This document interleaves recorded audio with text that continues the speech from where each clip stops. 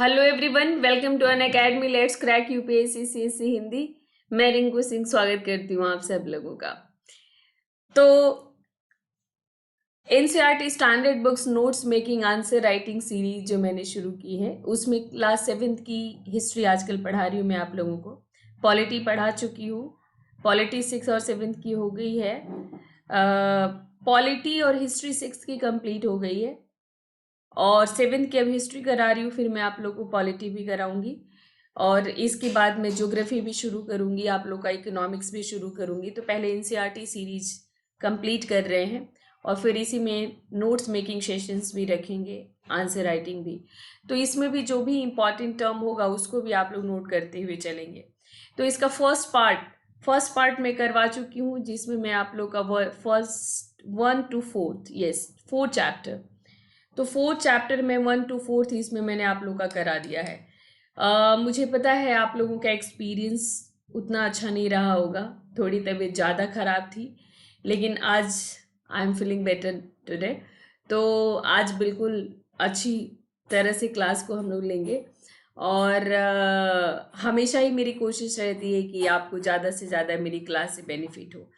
तो आज हम लोग 5th to 10th चैप्टर करेंगे। तो बिल्कुल आप लोग रेडी रहिएगा, पेन कॉपी लेकर। जो भी मैं बोलूँगी ये इम्पॉर्टेंट टर्म है तो उसको उसको बिल्कुल नोट कर लेना है आप लोगों को।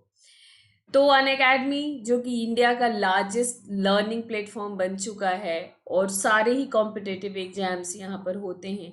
इसमें स्पेशली जो यूपीएससी सीएससी है, यूपीएससी सीएससी स्पेशल स्पेशल है ये हमारे प्लेटफॉर्म का।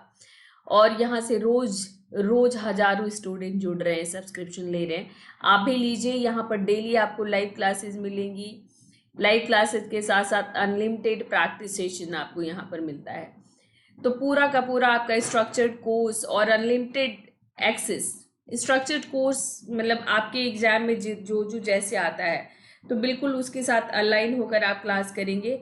और अनलिमिटेड एक्सेस का मतलब होता है कि एक सब्सक्रिप्शन आपको हमारे अन अकेडमी पर जितने एडुकेटर्स हैं, जितने कोर्सेज हैं, सबको पढ़ने में इनेबल बनाएगा। यानी एक बार आपने सब्सक्रिप्शन ले लिया तो जितने एडुकेटर्स अन अकेडमी पर हैं सबको पढ़िए, कहीं कोई समस्या नहीं है। तो एक लर्निंग ऐप डाउनलोड कीजिए और इस लर्निंग ऐप पर अपने को एनरोल्ड कीजिए। और जब आप अपने को एनरोल्ड कर लेंगे, यहाँ पर कोर्स सेलेक्ट करना होगा। 200 से ज़्यादा कोर्सेज अन अकेडमी पर हैं।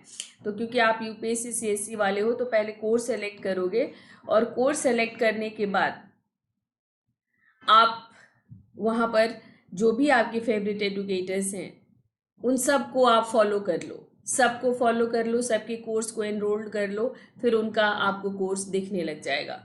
तो जो फ्री में अवेलेबल कोर्सेज हैं वो तो आपको दिखेगा ही, साथ में आप जो अगर एक बार सेटिस्फाइड हो गए तो वहीं पर आपको सब्सक्रिप्शन लेना होगा। तो सब्सक्रिप्शन लेते ही खुल जा सिम सिम होगा। तो जैसे ही सब्सक्रिप्शन लेंगे आपको उस दरवाजे के पीछे आपके लिए बहुत सारे कोर्सेज वेट कर रहे हैं जो कि आपको सक्सेस की तरफ लेकर जाएंगे। तो एक ही मंत्र है और मंत्र ये है अन अकेडमी का subscription to crack UPSC CSC exam. तो जितनी जल्दी इस पर विश्वास कर लोगे उतना ही अच्छा रहेगा और आपकी तैयारी को पंख लग जाएंगे। तो जल्दी अपनी तैयारी को पंख लगाइए, अन अकेडमी को सब्सक्राइब कीजिए। वहाँ पर बहुत सारे टॉप के एडुकेटर्स, बहुत सारी कोर्सेज आपका वेट कर रही हैं, जहाँ पर एकदम पर्सनलाइज्ड तरीके से आपको गाइडेंस मिलेगा। तो प्लस सब्सक्रिप्शन है, आइकॉनिक सब्सक्रिप्शन है। प्लस लेते हो तो अन अकेडमी का प्लेटफॉर्म आपके लिए खुल जाएगा। अन अकेडमी का प्लेटफॉर्म का दरवाजा आपके लिए खुल जाएगा जहाँ पर आप लाइव क्लासेस, अनलिमिटेड प्रैक्टिस, पूरे स्ट्रक्चर्ड कोर्स के साथ आप लेंगे। स्ट्रक्चर्ड कोर्स का मतलब अपने सिलेबस के अकॉर्डिंग A to Z। तो 44,550 रुपये में आपका 12 मंथ्स का है मेरे इस कोड के साथ, और 64,800 में है 24 मंथ्स का मेरे इस कोड के साथ। और एकदम पर्सनलाइज्ड गाइडेंस चाहिए आपको, एक मेंटर चाहिए जिससे आप बात करते हुए, हमेशा उससे पूछते हुए अगर आप तैयारी करना चाहते हैं तो आप आइकॉनिक सब्सक्रिप्शन लो। ये भी ज़्यादा महंगा नहीं है, 57,600 में आपका 12 महीने का है और 89,100 में आपका 24 मंथ्स का है मेरे इस कोड के साथ। तो मेरा कोड हमेशा याद रखिए, और मेरे कोड के साथ आप आएंगे तो आपको हर तरह से मैं आपको गाइड करूँगी। तो ऑप्शनल सब्जेक्ट्स ये हैं सारे: पबएड, PSIR, psychology, sociology, geography, history, economics, anthropology, geology, agriculture, mathematics, commerce, law, management, Maithili, Hindi, Kannada, English, ये सब आपका ऑप्शनल सब्जेक्ट्स हैं। और भी बहुत सारे हैं, ये जो हिट सब्जेक्ट्स हैं जो कि आप हमेशा लेते हैं। तो आप इसका अगर सब्सक्रिप्शन लेते हो तो आपको 1 महीने का 5,000, 6 महीने का 22,500, 12 महीने का 27,500 में है, और 24 महीने का 40,000, 36 महीने का 50,000। 1 साल से कम के लिए आप मत लेना, जब भी लेना, ये एडवाइस है मेरी। तो 1 साल में लेना आप इस कोर्स को, 1 साल के लिए, और मिनिमम 1 साल के लिए, बाकी मैक्सिमम आपकी मर्जी है। तो मिनिमम 1 साल के लिए तो जरूर लेना इस कोर्स को, ऑप्शनल को भी, ताकि आराम से तैयारी कर सके आप। ठीक है, तो रिंकू लाइव मेरा कोड है, मेरे इस कोड को यूज करते हैं आप, तो यहाँ पर भी आपको 10% का डिस्काउंट मिलेगा। तो ये मेरा टेलीग्राम लिंक है, यहाँ पर आप मुझे कांटेक्ट कर सकते हैं सब्सक्रिप्शन रिगार्डिंग जो भी आपकी क्वेरी हो, और यहीं पर मैं आपको PDF शेयर कर दूंगी। तो PDF आपको यहीं पर मिल जाएगा मेरी इस क्लास का। तो रिंकू लाइव कोड है, डोंट फॉरगेट। इस कोड को यूज करेंगे, आपके साथ पूरी तरह से मैं खड़ी रहूंगी। जहां जहां पर भी आपको मेरे गाइडेंस की जरूरत होगी, जहां जहां पर आप अटकेंगे, वहां आपको मेरा साथ मिलेगा। तो जल्दी से अनअकैडमी को सब्सक्राइब कीजिए, और रिंकू लाइव कोड के साथ। तो इसी बुक को मैंने शुरू किया है, 4 चैप्टर कर चुके हैं, 5वें चैप्टर से मैं शुरुआत करने जा रही हूँ आपको। तो आपका 5वां चैप्टर है शासक और इमारतें। तो पिछले चैप्टर्स में आपने सल्तनत पीरियड के बारे में पढ़ लिया, आपने मुगल पीरियड के बारे में पढ़ लिया। अब इनके टाइम पर जो इमारतें बनी हैं उनके बारे में। तो उस समय लगभग 2 तरह की इमारतें बनी, जो 8वीं से लेकर 18वीं शताब्दी के बीच, 8वीं से लेकर 18वीं शताब्दी के बीच लगभग 2 तरह की इमारतें बनी। और ये इमारतें एक तो शासकों ने अपने लिए बनवाए, और दूसरे उन्होंने आम जनता के लिए बनाए। तो जैसे किले, महल, मकबरे, ये पहली श्रेणी में थे जो शासकों ने अपने लिए बनवाए, और दूसरी श्रेणी में मंदिर, मस्जिद, हौज, कुएं, सराय, बाजार जैसी चीजें जो जनता के उपयोग के लिए थी।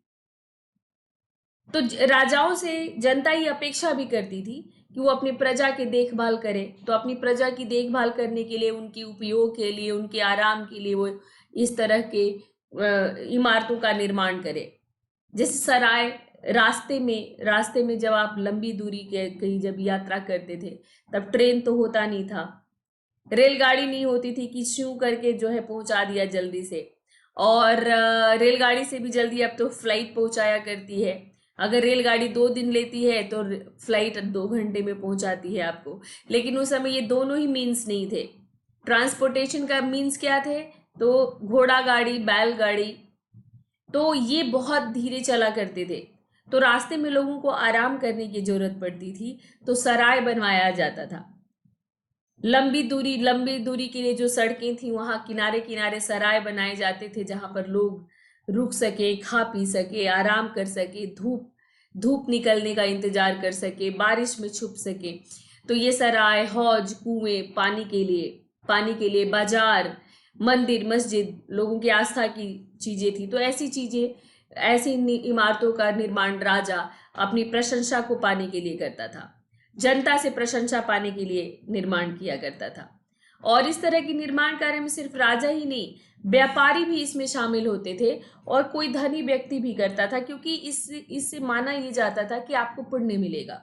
अगर आप प्यासे को पानी पिलाओगे तो पुण्य मिलेगा, अगर मंदिर बनाओगे तो भगवान प्रसन्न हो जाएंगे, मस्जिद बनाओगे तो अल्लाह प्रसन्न हो जाएगा।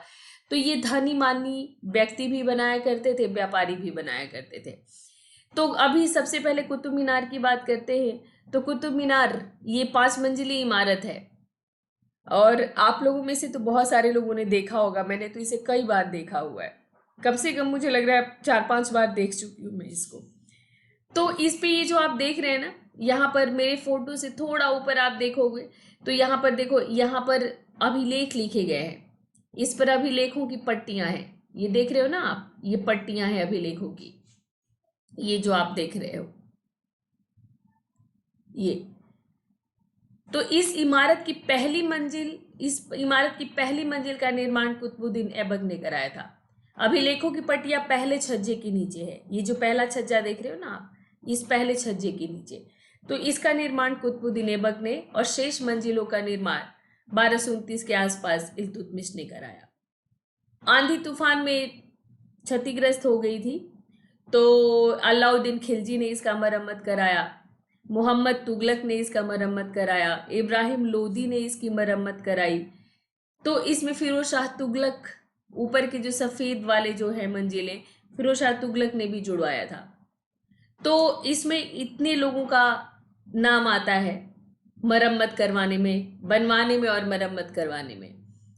तो इनका जो बनाने का जो तरीका था, जैसे ये देखो, ये इसको अनुप्रस्थ तोड़ा तकनीक का निर्माण किया गया था मेहराबों को बनाने में।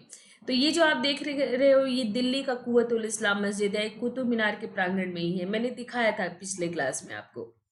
तो कुतुब मीनार में जब आप जाते हो भीतर अलाई दरवाजा से घुसकर, तो ये आपको दिखता है कुव्वतुल इस्लाम मस्जिद। तो कुव्वतुल इस्लाम मस्जिद में ये बड़ा सा ऊंचा मेहराबदार दरवाजा, ये जो आप देख रहे हो, ये सब पुराने मंदिर के प्रांगण के खंभे हैं।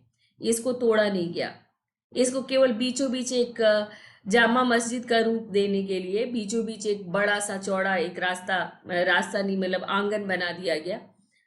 मंदिर के बाकी गर्भगृह वगैरह को तोड़कर एक आंगन बना दिया गया है और ये गेटवे बना दिया गया। तो यहाँ पर ये गेटवे बनाने का जो तरीका है, इसको कहते हैं अनुप्रस्थ टोड़ा निर्माण। तो अनुप्रस्थ टोड़ा निर्माण किसे कहा गया? तो ये जो आप देख रहे हो, इसी को कहा गया। ये देख पा रहे हो आप, 2 ऊर्ध्वाधर खंबे और उसके ऊपर एक हॉरिजेंटल इस पर क्षैतिज रखा गया और इसी के को आधार बनाकर इस तरह से ऐसे मेहराब बना दिया गया।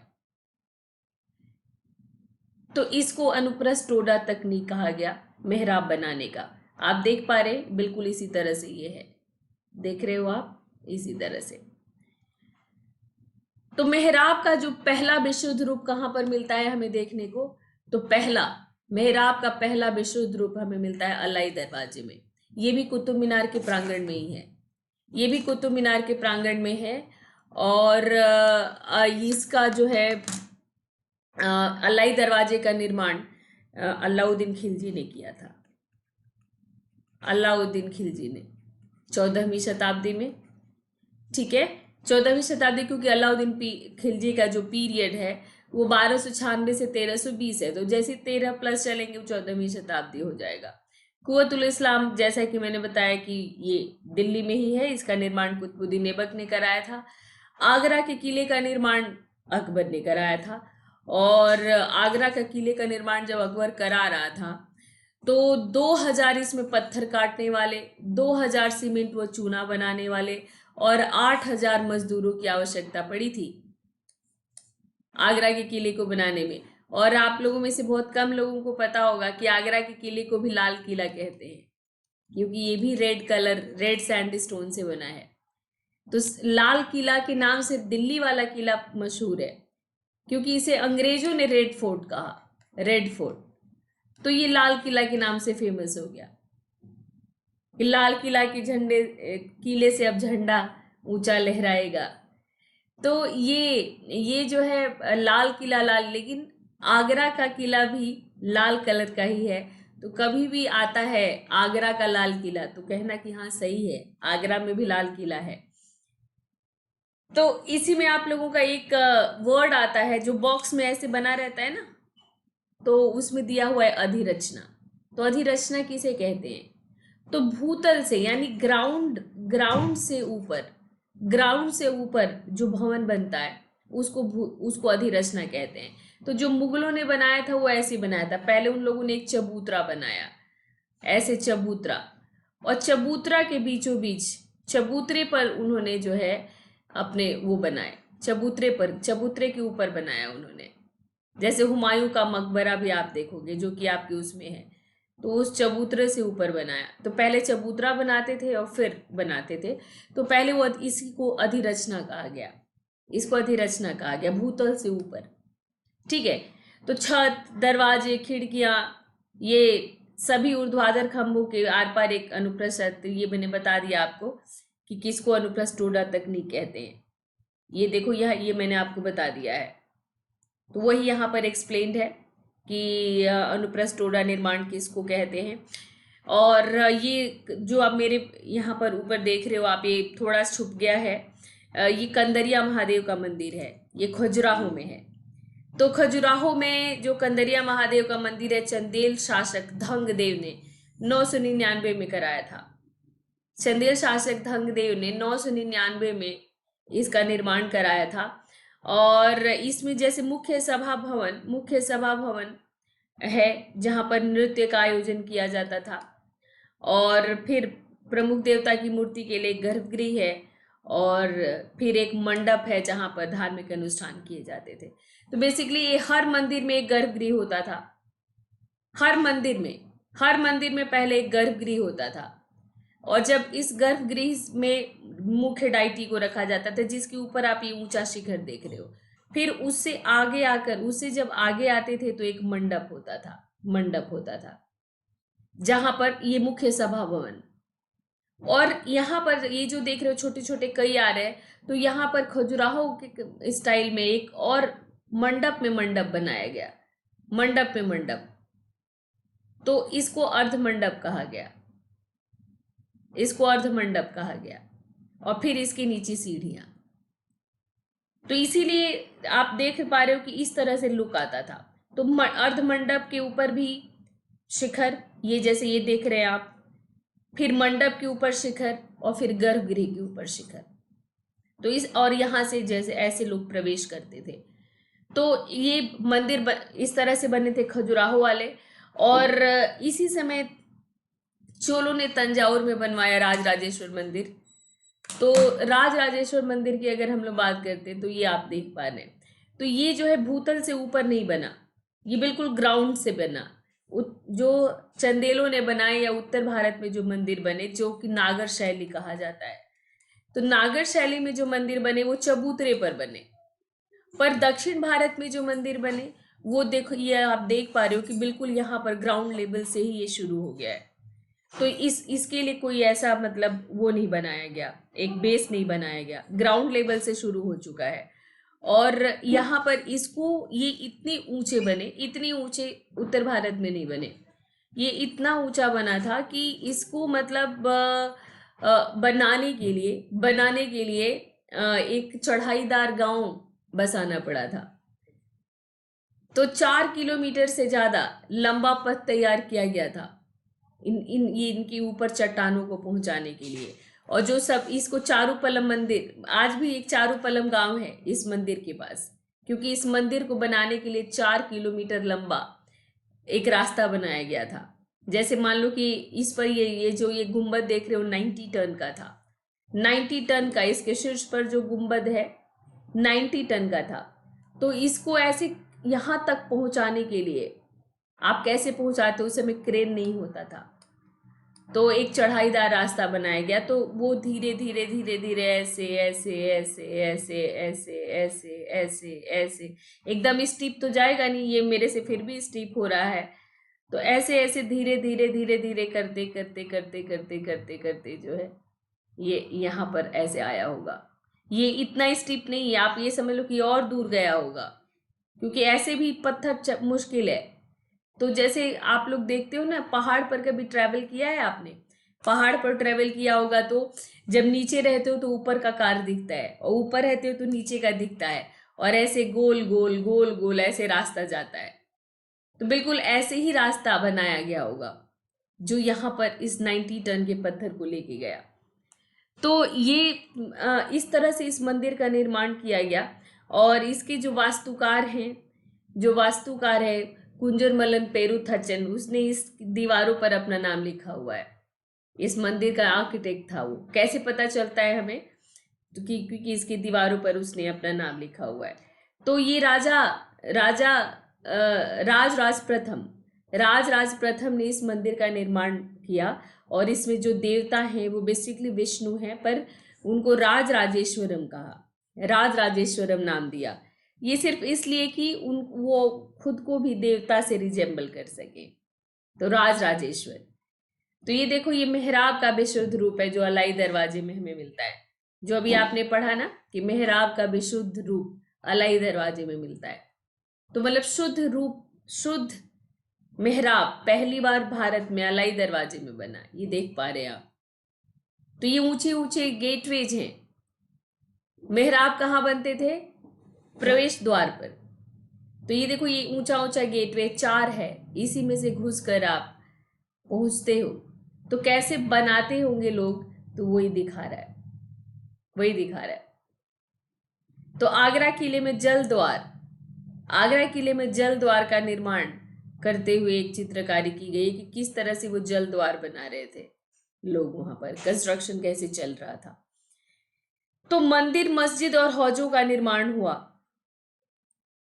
तो आपने देखा कि इसका निर्माण जो शासक थे वो जनता के लिए करते थे, जनता के लिए करते थे। और ये यहाँ पर नाम नाम वो हमेशा अपना देवता से मिलते जुलते नाम रखते थे, देवता से। राजा और उनकी देवता के नाम काफी मिलते जुलते, जैसे राज राज प्रथम ने जो मंदिर बनाया, राज राजेश्वर मंदिर नाम रखा उसका, उसमें देवता का नाम राज राजेश्वर रखा। तो राजा ने इस तरह का नाम इसीलिए रखा क्योंकि वो स्वयं को ईश्वर के रूप में दिखाना चाहता था। लोग लोग उसको धरती पर ईश्वर का अवतार समझे, ईश्वर की परछाई समझे। और ये सल्तनत कालीन शासकों ने भी और हिंदू शासकों ने भी, सबने ये प्रयास किया कि वो धरती पर अपने को शैडो ऑफ गॉड की तरह स्थापित कर सके, खुदा की परछाई की तरह, अल्लाह की परछाई की तरह। हिंदू जो देता है ईश्वर के अवतार के रूप में, और जो सल्तनत कालीन शासक थे, जो मुगल कालीन शासक थे, उन्होंने अपने को अल्लाह की परछाई के रूप में यहाँ पर दिखाया। तो दिल्ली के एक मस्जिद के अभिलेख से पता चलता है कि अल्लाह ने अलाउद्दीन के को शासक इसीलिए चुना था क्योंकि उसमें अतीत के महान विधिवेता मूसा और सुलेमान की विशेषताएं मौजूद थी, इसीलिए। तो मूसा और सुलेमान की विशेषताएं उसमें मौजूद थी, इसीलिए अल्लाह ने उसको राजा चुना। तो कुल मिलाकर ऐसे अभिलेखों का मतलब, मंदिर का नाम अपने नाम पर रखने का मतलब, मकसद क्या था कि स्वयं को वो ईश्वर के रूप में दिखा सके। इल्तुतमिश ने दिल्ली कोहना के निकट एक विशाल तालाब का निर्माण कराया था जिसको हौज सुल्तानी कहा गया। हौज सुल्तानी यानी सुल्तान का हौज, यानी राजा का तालाब। तो हौज का मतलब तालाब, याद रखिएगा। तालाब को फारसी भाषा में हौज कहा गया है, हौज जहां पर पानी भरा हुआ हो, ठीक है। तो ये हौज सुल्तानी का निर्माण दिल्ली कोना मतलब पुरानी दिल्ली, इल्तुतमिश ने कराया था। और ये देखो, ये जामी मस्जिद है, शाहजहानाबाद में शाहजहां ने ये बनाया था इसका। तो ये देखो, ये एंट्रेंस है, ये इसको आपने जरूर देखा होगा, ये हमेशा एंट्रेंस को दिखाया जाता है। और ये उसके बैक वाला पार्ट है, ये एंट्रेंस के बैक वाला पार्ट है।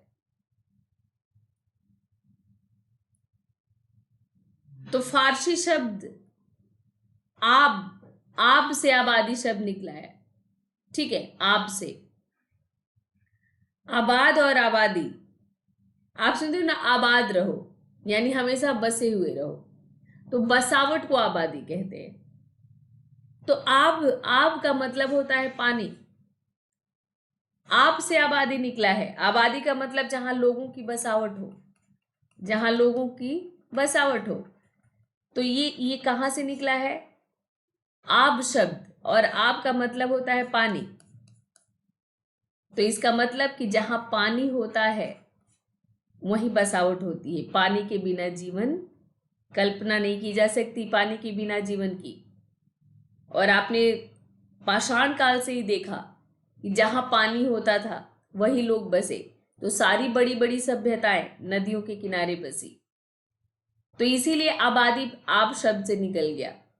तो इसका एक अन्य अर्थ वैसे खुशहाली भी होता है, मीनिंग एक इसका खुशहाली भी होता है आबाद का, जैसे आबादी का।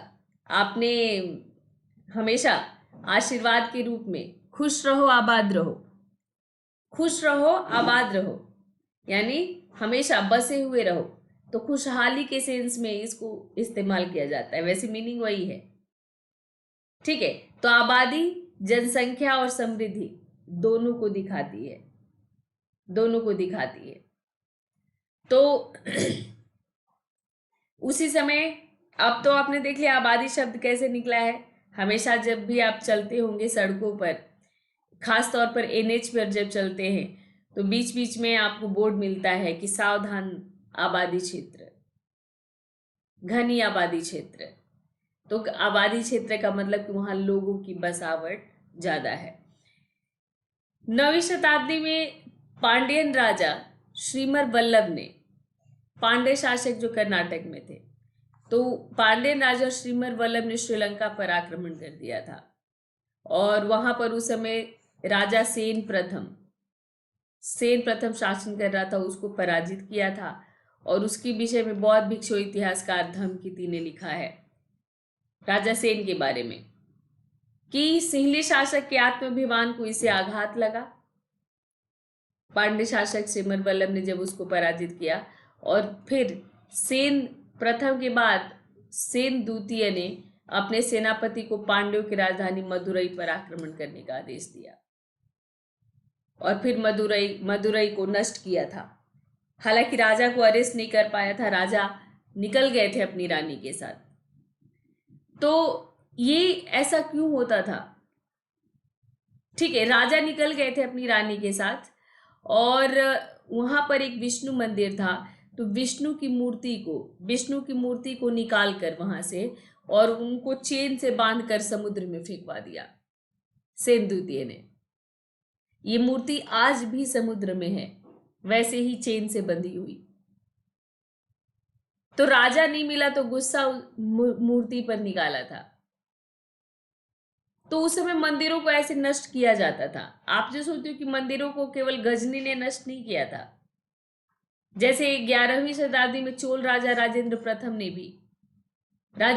ने क्या किया कि अपने राजधानी में एक शिव मंदिर का निर्माण कराया, गंगईकोंड चोलपुरम।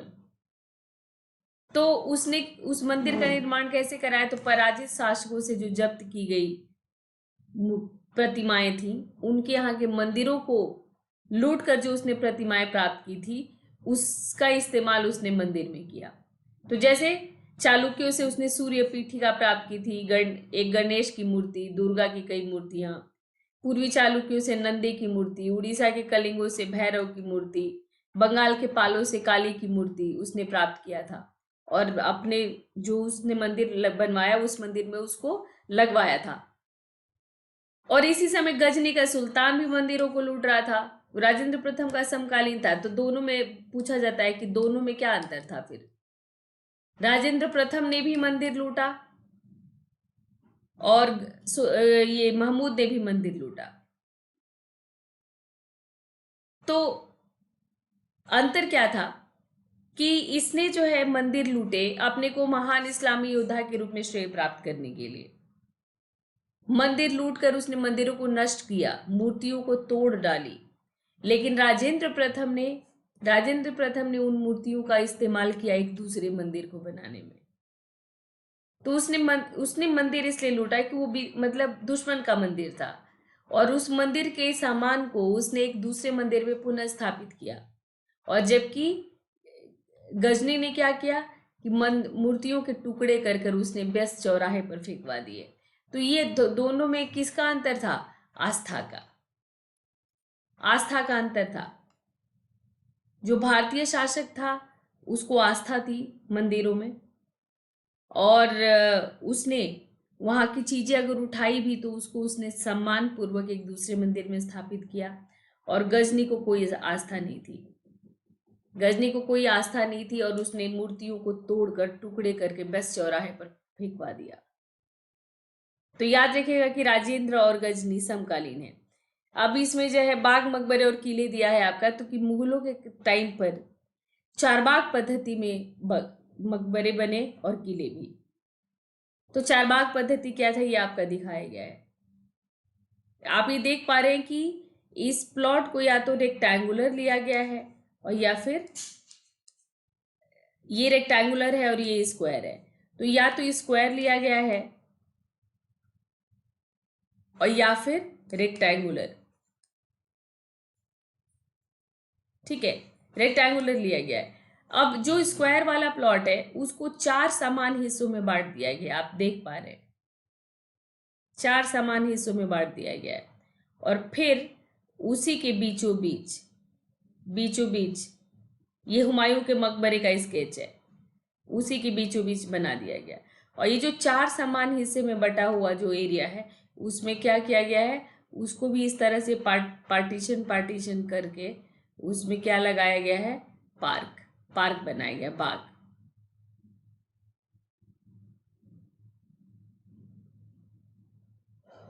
और जो प्लॉट रेक्टेंगुलर होता था तो वहां पर ये बीचों बीच नहीं, पीछे साइड में भवन बना देते थे।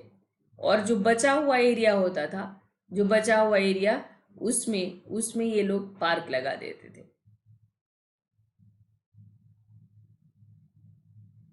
तो ये दोनों ही चार बाग पद्धति कहा जाएगा, क्योंकि इसको ये रेक्टेंगुलर है पर इसको भी इसने समान भाग में बांट दिया है, इसको भी बाग लगाने के लिए, और यहां पर भवन बना दिया। तो ताजमहल ऐसे ही बना है, ताजमहल, ठीक है, ताजमहल ऐसे बना है। और ये हुमायूं का मकबरा एकदम शुद्ध चार बाग में है, बिल्कुल चारों एकदम बटा हुआ है बराबर। हालांकि दोनों चार बाग पद्धति में। तो ये बाबर के समय से ही शुरू हो गया था, बाबर के समय से ही। बाबर ने अपनी आत्मकथा में औपचारिक बागों की योजनाओं के बारे में लिखा है, अपनी रुचि का वर्णन किया है। और इसे चार बाग क्यों कहा गया, अब तो याद हो गया होगा आप लोग को, 4 समान हिस्सों में बटे होने के कारण ये चार बाग कहा गया है। तो अकबर ने इसके बारे में वर्णन किया है। अकबर का बनाया एक आराम बाग है भी, पर ये विकसित हुआ अकबर के समय और अकबर ने बनवाना शुरू किया। तो अकबर के बाद कश्मीर, आगरा, दिल्ली, यहाँ पर भी बने। कश्मीर में जहांगीर ने बनाया, आगरा में, दिल्ली में शाहजहां ने बनाया। तो बाद में भी ये खूब बने। हुमायूं के मकबरे में जो आप गुंबद देखते हो, जो केंद्रीय गुंबद देखते हो जो बहुत ऊंचा है, तो ये मतलब केंद्रीय गुंबद और ऊंचा एक मेहराबदार प्रवेश द्वार जिसको पिस्तक कहा गया। तो ऊंचा मेहराबदार प्रवेश द्वार ये मुगल वास्तुकला के महत्वपूर्ण रूप थे। ठीक है, चार बाग पद्धति, केंद्रीय गुंबद और ऊंचे मेहराबदार द्वार। आपने ताजमहल देखा होगा तो देखा होगा, या हुमायूं के मकबरे में भी है, बहुत ऊंची ऊंची गेटवेज है। तो हुमायूं का मकबरा 8 स्वर्ग हस्तभिस्त परंपरा में बना है, जिसमें केंद्रीय कक्ष और 8 कमरे होते थे। तो मतलब चारों तरफ 8 कमरे, ठीक है। तो 1 2 3 4 5 6 7 8, मतलब इस तरह से कमरे होते थे। देखने में फ्लावर की तरह लगेगा, फ्लावर नहीं था, ऐसे ऐसे बना हुआ है, ऐसे, और बीच में यहां पर हॉल।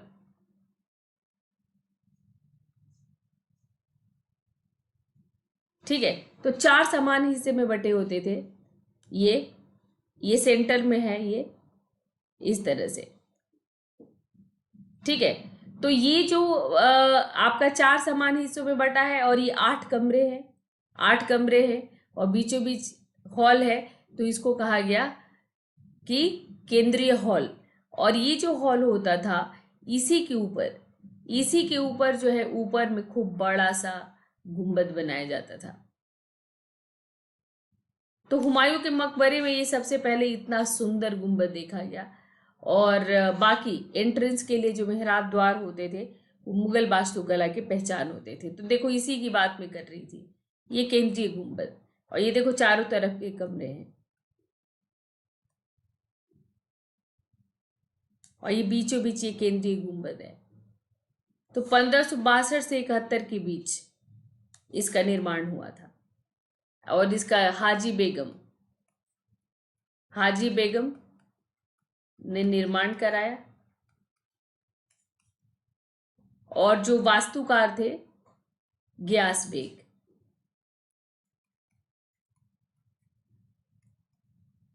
गियास बेग इसके आर्किटेक्ट थे। शाहजहां ने एक और तरीका निकाला। उसने सार्वजनिक कार्य के लिए और व्यक्तिगत पर्सनल मीटिंग के लिए दीवाने आम दीवाने खास बनाया। दीवाने आम और दीवाने खास। तो दीवाने खास और दीवाने आम, तो दीवाने आम में रखा हुआ है आपका वो शाहजहां का सिंहासन, दीवाने आम में, ठीक है। और ये 40 खंभों पर बना था, 40 खंभों पर। दीवाने आम और दीवाने खास कोई दीवार नहीं, सिर्फ 40 खंभों के ऊपर छत, 40 खंभे और उसके ऊपर छत, ऐसे उसने बनाया था। तो ये उनका अपना स्टाइल था जिसको चीहिल सितून कहा गया, चीहिल सितून। तो इसको भी याद रखिएगा। तो शाहजहां का सिंहासन जिस तरफ से रखा रहता था, तो आप जब चेहरा उस तरफ करते थे तो आपका मुंह होता था किबला की तरफ। तो किबला किसे कहा गया? तो किबला कहा गया पश्चिम की तरफ मुंह करना। नमाज पढ़ने के लिए जब आप पश्चिम की तरफ मुंह करते थे तो उस दिशा को किबला कहते थे। और पश्चिम की तरफ क्यों? क्योंकि भारत से जो मक्का है वो पश्चिम की तरफ पड़ता है। तो भारत से मक्का पश्चिम की तरफ पड़ता है, तो भारत के सभी मुसलमान पश्चिम की तरफ मुंह करके पढ़ते हैं। तो उसी को पश्चिम की तरफ मुंह करके नमाज पढ़ने को किबला कहा गया, किबला। तो जिस समय दरबार चलता था प्रत्येक व्यक्ति उस ओर ही मुंह करके बैठता था, यानी उसके सिंहासन की तरफ। तो उसने अपने सिंहासन को इसीलिए ऐसी दिशा में रखवाया था कि सारे लोग उसकी तरफ मुंह करके बैठें और उसको देखें, तो सबके मन में पवित्र भावनाएं हों कि उसने किबला, मतलब हम किबला की कर रहे हैं, इस तरह की भावनाएं होनी चाहिए। और उस पर बहुत जड़ाव, इसको ही तख्ते ताउस कहते हैं, तख्ते ताउस। शाहजहां ने इस पर खूब काम करवाया था, खूब हीरा जवाहरात, सोना चांदी, इन सब को जड़वाया था उसने। और इवन जो भारत का सबसे बड़ा कौन सा हीरा है, अरे क्या नाम है, जो भारत का सबसे बड़ा हीरा है, कोहिनूर, कोहिनूर भी जड़वाया था इसी में। शाहजहां ने इसी में कोहिनूर भी जड़वाया था, जो नादिर शाह लेकर गया।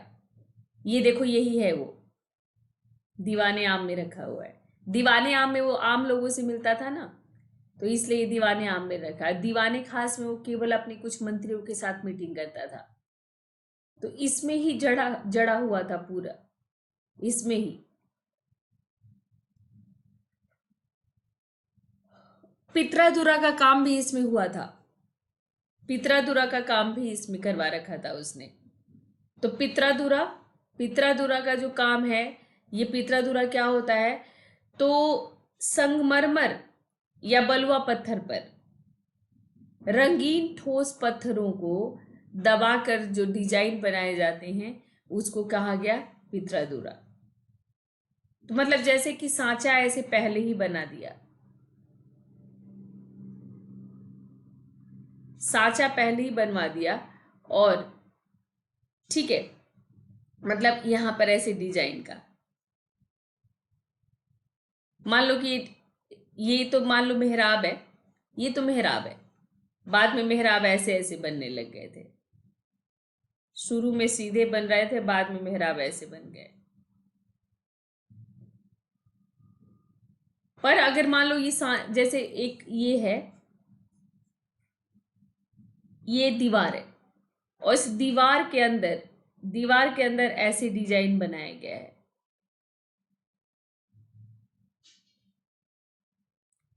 अब इसी में कलरफुल पत्थर भर दिया जाएगा।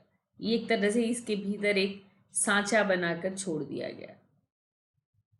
अब इसके भीतर आप कलर भर दो, तो कलरफुल पत्थर भरे जाते थे, कलर नहीं। मैं एक छोटे में जब ताजमहल देखने गई थी तो मुझे लगा कि पेंट किया गया है इसको। फिर बाद में वहीं पर पितृदुरा पढ़ा हमने, नहीं ये तो पितृदुरा है, और अब पता है कि पितृदुरा ही है। तो ये अंतर रहता है। ठीक है, जैसे ये एक नदी तट बाग है, भवन यहां बनना चाहिए था, पर अक्सर अक्सर क्या होता था कि ये लोग कोई भवन वगैरह बनाते थे तो ये देखते थे कि लोग कितना बजट कर रहे हैं, लोग कितना बजट करते हैं, लोग कितने लोगों को ये भवन थाम सकता है, और ये सोच कर भी बनाते थे कि भाई आगे हम नहीं रहेंगे पर इसे लोग देखने आएंगे। तो हमेशा ये लोग पार्क का पूरा ध्यान रखते थे, पार्क और पानी का।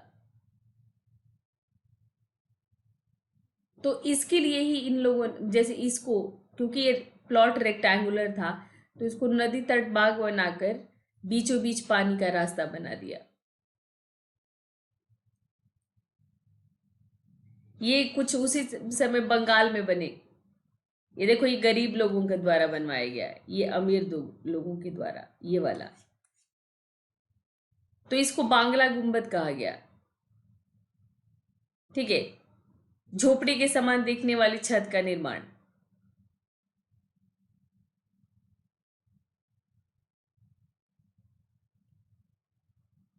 झोपड़ी की तरह दिख रहा है ना। बाद में ये बांग्ला गुंबद इतना फेमस हुआ कि अकबर ने फतेहपुर सिकरी के भवनों में इसका इस्तेमाल कराया, और भी बहुत सारे मुस्लिम शासकों ने इसका मतलब इस्तेमाल किया। तो देखो, ये नीचे देख रहे हो आप, ये पत्थर, और यह इसके नीचे भी पत्थर है, और बस इसको ये दिखा दिया इन लोगों ने। तो ये बांग्ला गुंबद हो गया। इसी तरह जो आप चंदेल शासक गोविंद देव के बारे में सुना आप लोगों ने, तो गोविंद ये जो है आपका नहीं नहीं, ये चंदेल शासक नहीं थे। इन्होंने जो बनाई, ये कोई राजस्थान के थे ये। ठीक है, वृंदावन का गोविंद देव मंदिर।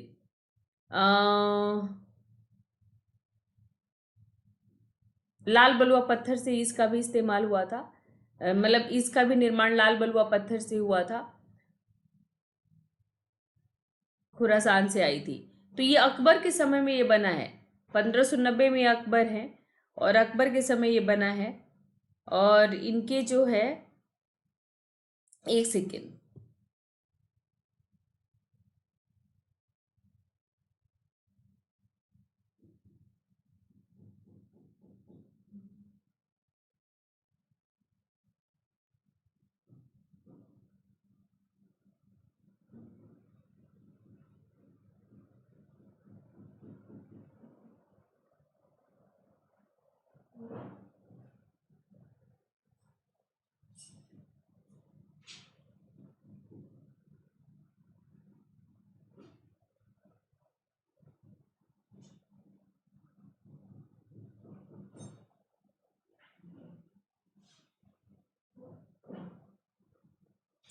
इसमें कहा जाता है कि इस मंदिर को भूतों ने बनाया, गोविंद देव मंदिर को अकबर के समय इसे भूतों ने बनाया। इसको वहां का स्थानीय कहानी प्रचलित है, लेकिन इसको बनवाया था 1590 में मान सिंह। ठीक है, मान सिंह ने बनाया था। ठीक है, अपने यूनिक आर्किटेक्चर के लिए जाना जाता है। ये देखो, ये भीतर का है, भीतर इसके बांग्ला गुंबद स्टाइल में ये बनाया गया है, जो आपने बांग्ला गुंबद में देखा ना शेप भीतर की तरफ। तो इसको मान सिंह ने बनाया था। और ये जो है आपका 1590 में, हाँ, 10 मिलियन रुपीज उस समय लगे थे, 10 मिलियन। आगे से ये ऐसा दिखता है। ये आगे से ऐसा दिखता है, पीछे से छत ऐसी दिखती है।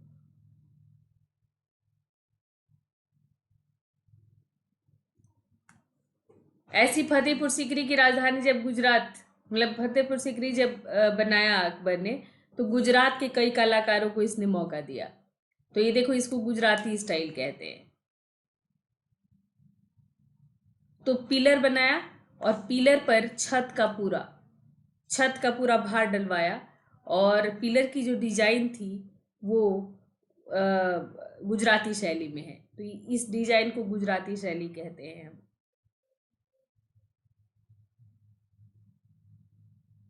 फिर 18वीं शताब्दी तक मुगलों का पतन हुआ। तो मुगलों के पतन होने के बाद फिर धीरे धीरे वास्तुकला भी गिरने लग गया। तो ये जो आप लोग देख रहे हो, ये इसको गोथिक शैली कहते हैं। तो गोथिक शैली में आप देख रहे हो कि ये जो मेहराब है ये और ऊंचा हो गया है, मेहराब और ऊंचा हो गया है। और यहाँ पर ये जो देख रहे हो दरवाजे, इस पर खिड़कियां लगी हुई हैं, कांच की, रंगीन कांच की खिड़कियां लगी हुई हैं। ये एक क्लॉक होता था इसमें। तो ये एक महल था। तो गोथिक शैली में हमेशा याद रखिएगा, पुर्तगालियों ने इसका इस्तेमाल किया, अंग्रेजों ने इसका इस्तेमाल किया, उनकी विक्टोरियन शैली भी नाम लेते हैं। तो इसकी विशेषता रही ऊंचे नुकीले ऊंचे मेहराब, रंगीन कांच और बाइबल से लिए गए दृश्यों का इसमें चित्रण है। मतलब बाइबल में जो भी लिखा गया है, तो बाइबल की बातों का इसकी दीवारों पर पेंटिंग मिलती है। तो ये ईसाई धर्म से संबंधित है। और उसके बाद छठा आपका चैप्टर है नगर, व्यापारी और शिल्पजन।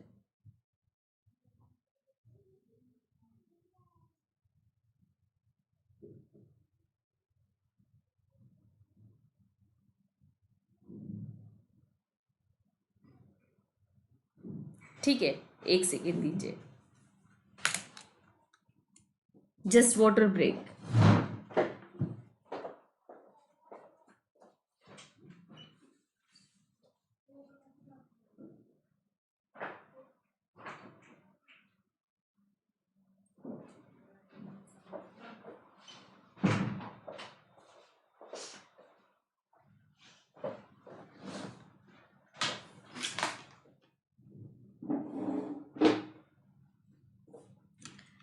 तो इस समय सिटीज कैसे थे, ट्रेडर्स कैसे थे, आर्टिशियंस कैसे थे, मतलब शिल्पजन कैसा कैसा।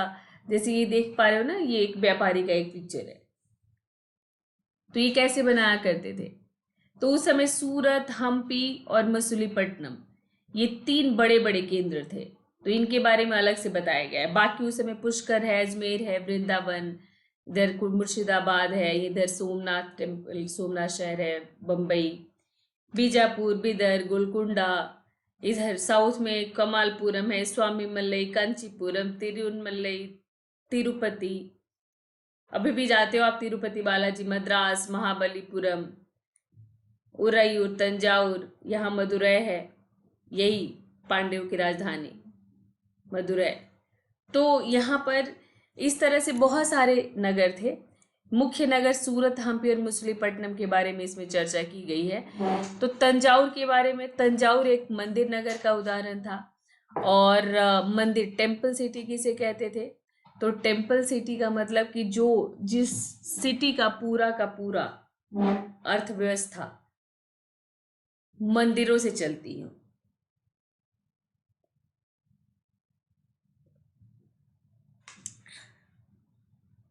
जिस सिटी का पूरा अर्थव्यवस्था मंदिर से चल रहा हो, उसे मंदिर नगर कहा जाता था।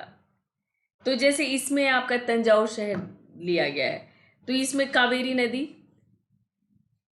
नदी के किनारे बसा हुआ शहर, 12 महीने कावेरी नदी बहती है, सुंदर नगर के पास बहती है ये, इसके बारे में वर्णन है। और मैंने आपको बताया कि इस नगर का वास्तुकार कुंजन मलन राज पेरुथच्छन, इसका नाम हमें कैसे पता है। तो इसने जो है गर्व से मंदिर की दीवार पर अपना नाम उत्कीर्ण कराया है। तो राजराजेश्वर मंदिर की बात करें, यहाँ विशाल शिवलिंग है यहाँ पर। हाँ, तो let me correct, Raj Rajeshwar मंदिर शिव मंदिर है। दक्षिण में शिव मंदिर ज्यादा बने, दक्षिण में विष्णु मंदिर भी बने, पर विष्णु से ज्यादा शिव के मंदिर बने। तो राज राजेश्वर मंदिर में शिवलिंग है, तो ये शिव मंदिर है, शिव मंदिर है ये। तो यहाँ पर मंडप भी बने हुए थे, राजा लोग मंडप में अपना वो दरबार लगाया करते थे।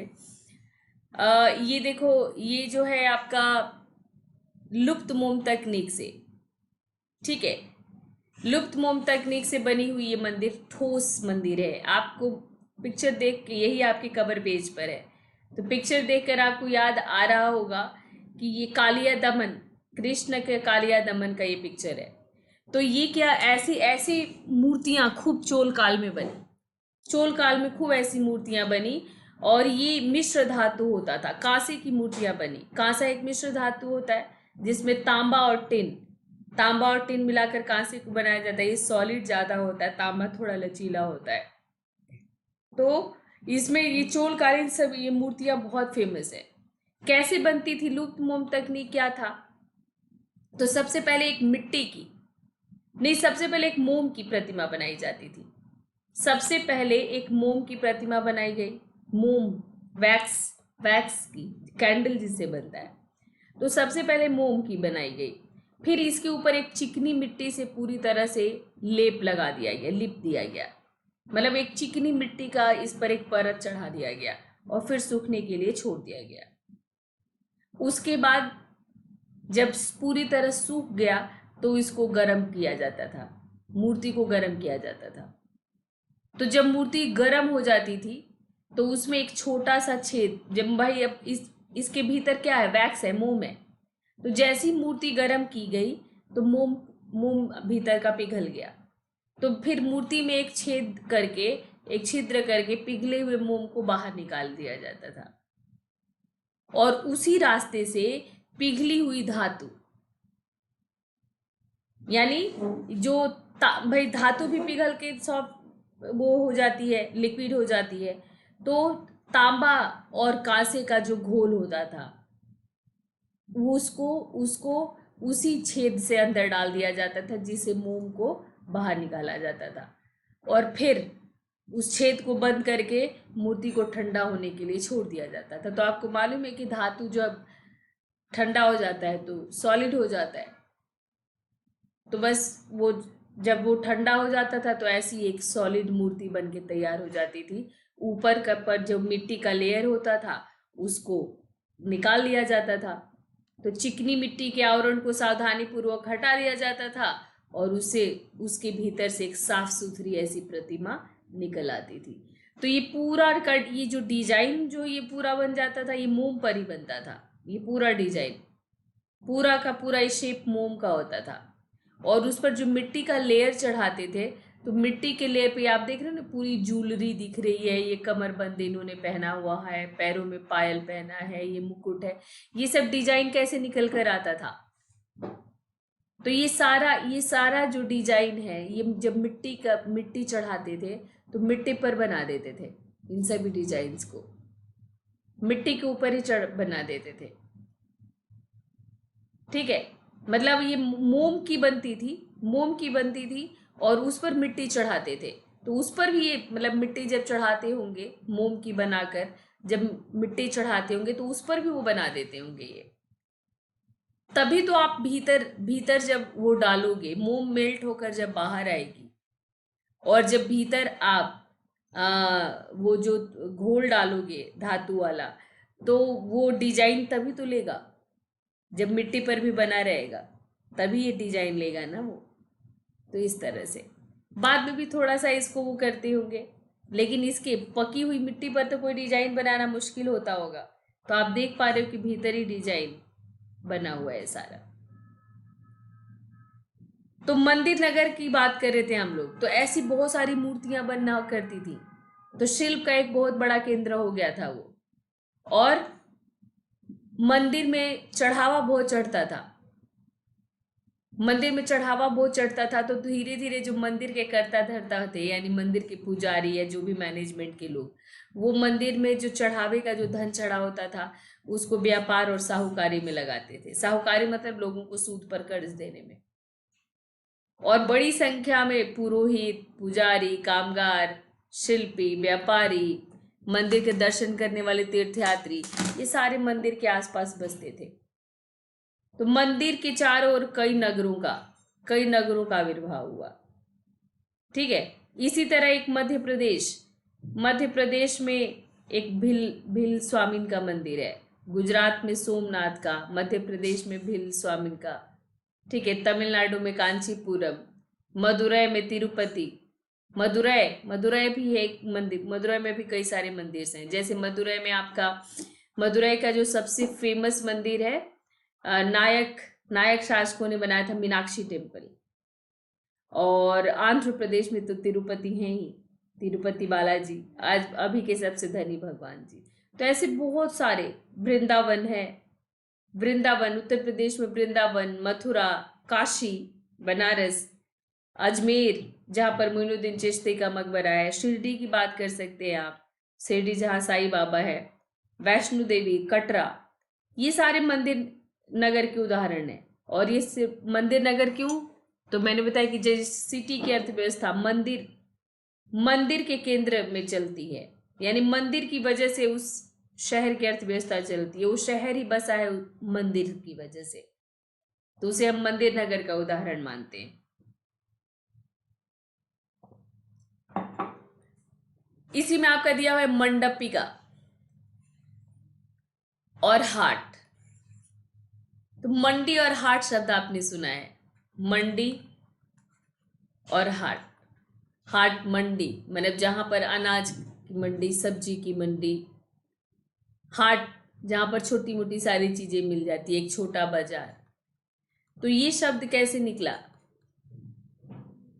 तो बड़े बड़े गांव, ठीक है, बड़े बड़े गांव आमतौर पर एक मंडपिका होती थी। ठीक है। बड़े बड़े गांव में एक मंडपिका होती थी जहां आसपास के गांव वाले अपनी उपज बेचने के लिए आते थे। मंडप आपने देखा, मंदिर में एक सभा, मंदिर के अंदर एक सभा, उसको मंडप कहा गया। मंदिर के अंदर एक सभा भवन होता था गर्भगृह के बाहर, उसको मंडप कहा गया। गांव में इसी तरह एक बड़ा सा ऐसे मंडपिका होता था, बड़े बड़े गांव में, जहां पर गांव वाले अपनी उपज को बेचने आते थे और वहां से लेकर व्यापारी खरीद कर अनाज को बाहर लेकर जाता था। तो ये धीरे धीरे ये मंडी कहा जाने लगा, मंडी। तो अभी भी ये मंडी होते हैं, सब्जी की मंडी होती है, अनाज की मंडी होती है। और ऐसी गलियां जहां पर दुकानें होती थी, जहां पर गलियों के भीतर जहां पर दुकानें होती थी, उनको हट कहा जाता था। हट, जहां पर गली बने रहते थे अलग अलग, कोई चूड़ी की गली है, कोई ज्वेलरी की गली है, कोई कपड़े की गली है, कोई खिलौने की गली है। ऐसी कई गलियां होती थी बाजार की, जैसे अभी भी चांदनी चौक जाओ आपको मिलेंगी। ठीक है, अभी भी चांदनी चौक में। तो ऐसी जो गलियां हैं उनको हट कहा गया, वही बाद में क्या हो गया, हाट कहा जाने लग गया। तो मंडी और हाट शब्द कहाँ से निकला है ये आपने जाना। तो इस समय छोटे मोटे कई व्यापारी भी होते थे। तो छोटे छोटे बड़े और छोटे व्यापारी होते थे भाई, ये सारा कुछ यही व्यापार करते थे, जंगल से गुजरते थे, कई अलग अलग जगहों से होकर गुजरते थे। और इनको कई बार रास्ते में लुटेरे भी होते थे, इनके माल को लूट भी लिया जाता था। तो ये हमेशा एक साथ यात्रा करते थे, जिसको कारवा बनाकर चलते थे, ये कारवा कहा गया। और इनके हितों की रक्षा के लिए व्यापार संघ हुआ करता था, गिल्ड। तो गिल्ड क्या था, गिल्ड क्या है अगर आपसे पूछा जाए कि गिल्ड क्या है? जैसे अभी इस बार आप लोग को पूछा गया है हुंडी, इसी चैप्टर में हुंडी है। हुंडी, तो हुंडी क्या था? ये जो व्यापारी, ये जो आगे विदेशों में जाकर के भी करते थे, विदेश व्यापार भी था, मध्य एशियाई देशों के साथ था। तो ये चोरी से, लूट से बचने के लिए ये काफिला बनाकर यात्रा करते थे और ये अपना एक व्यापार संघ बनाकर भी रखते थे और एक हुंडी का इस्तेमाल करते थे। तो हुंडी ये था कि आपकी जमा की हुई रकम दर्ज है उसमें। हुंडी एक कागज होता था, एक तरह से स्टैम्प पेपर की तरह। एक हुंडी एक कागज, एक प्रमाण पत्र होता था जिसमें जमा की हुई रकम दर्ज होती थी। तो मेरे पास अगर आपने 1 लाख रुपए दिए तो मैंने उसमें उस पर मैंने अपने सिग्नेचर के साथ आपको 1 लाख रुपए का क्रेडिट नोट दे दिया कि 1 लाख रुपए का सामान आप मिस्र में जाकर ले सकते हो। और मिस्र में मेरा जो कांटेक्ट है व्यापारी से, मैंने कह दिया कि 1 लाख रुपए तक का, और उस व्यापारी को पैसे मैं दूंगी, वो हमारा आपस का साझा है। जब वो व्यापारी आएगा भारत पे और जब उसे पैसे की जरूरत होगी तो मैं उसको 1 लाख रुपए दे दूंगी। तो कुछ लोग भी हुंडी का व्यवसाय करते थे। जैसे आज भी कैसे आप अमेरिका घूमने जाते हो तो अपने रुपीज को, अपने रुपए को आप डॉलर में बदलते हो, तो कुछ लोग इसका धंधा करते हैं, वैसे कुछ लोग हुंडियों का करते थे। तो हुंडी याद रखिएगा, गिल्ड याद रखिएगा। उस समय इस तरह 2 तरह की श्रेणियां दक्षिण में फेमस थी। ऐसे कई व्यापारी संघ थे, तो उसमें जो है मणिग्रामम और नानादेशी। तो मणिग्रामम और नानादेशी क्या थे? व्यापारियों का संघ। दक्षिण भारत में 8वीं शताब्दी में व्यापारियों का संघ। इस समय चेट्टियार थे, मारवाड़ी थे, ओसवाल समुदाय के लोग थे। पश्चिम तट पर भी आते थे, अरबी, फारसी, चीनी, यहूदी, सीरियाई, ये सब पश्चिम तट पर आकर बस गए थे। पश्चिम तट यानी वही गुजरात और महाराष्ट्र वाले तट पर आकर ये बस गए थे, और ये वहां से भारत से चीजें समुद्री रास्ते से लेकर जाते थे। उस समय जो है ट्रॉपिकल रेन फॉरेस्ट में, उष्णकटिबंधीय जलवायु में, ट्रॉपिकल फॉरेस्ट में जो है ये जो उगाए जाते थे मसाले, काली मिर्च, दालचीनी, जायफल, सौंठ, ये जो मसाले हैं यूरोपीय व्यंजनों के महत्वपूर्ण अंग बन गए थे। खूब डिमांड था। तो इन मसालों का डिमांड था और भारतीय सूती कपड़े का खूब डिमांड था। तो इन्हीं का बिजनेस करने के लिए यूरोपीय भारत आए। पहले इसको भारत के व्यापारी और ये मध्य एशियाई ये व्यापारी लेकर जाते थे। फारसी, चीनी, यहूदी, सीरियाई ये लेकर जाते थे, और ये इसको लेकर के जाते थे कहाँ तक? रोम तक। और रोम से आगे, मतलब इटली से आगे इसको, इटली के व्यापारी इसको आगे लेकर जाते थे यूरोप के बाजारों में। यूरोप के बाजारों में कौन लेकर जाते थे?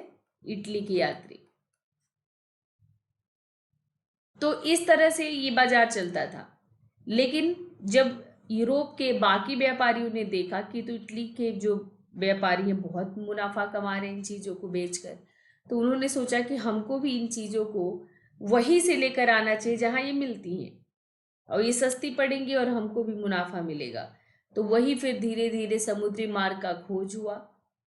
भारत तक आने के लिए समुद्री मार्ग का खोज हुआ, और वास्को डी गामा ने किया और यूरोपीय भारत आए। उस समय काबुल और कांधार रेशम मार्ग से जुड़े हुए थे। रेशम मार्ग जो कनिष्क के समय से ही बन गया था, इससे घोड़े का भी व्यापार चलता था। काबुल से घोड़े का भी व्यापार चलता था। भारत में घोड़े नहीं पैदा होते थे, घोड़े काबुल से आया करते थे। तो उस समय एक हीरो का सौदागर आया था, जॉ बैप्टिस्ट ट्रेवेनियर। उसने अनुमान लगाया था कि काबुल से घोड़ों के व्यापार में प्रतिवर्ष 30,000 रुपयों का होता था। काबुल से सिर्फ घोड़े का व्यापार उस समय प्रतिवर्ष 30,000 बहुत ज्यादा होता था उस समय के लिए। 30,000। और काबुल से मेवे, खजूर, गलीचे, रेशमी कपड़े, ताजे फल ऊंटों पर लाद कर लाए जाते थे और यहाँ पर बेचे जाते थे भारत के अलग अलग भागों में, क्योंकि ये यहाँ पर नहीं मिलते थे। तो ये भारत में बेचा जाता था। और यहाँ से क्या जाता था? तो गरम मसाले और सूती कपड़े और हाथी दांत वगैरह की बनी चीजें, ये इस तरह की कारीगरी वाली चीजें। तो ये देखो, ये बिदरी शिल्प इसको कहते हैं। तो ये जो है तांबे पर ये जड़ाऊदार काम है, इसको बिदरी शिल्प कहा जाता था।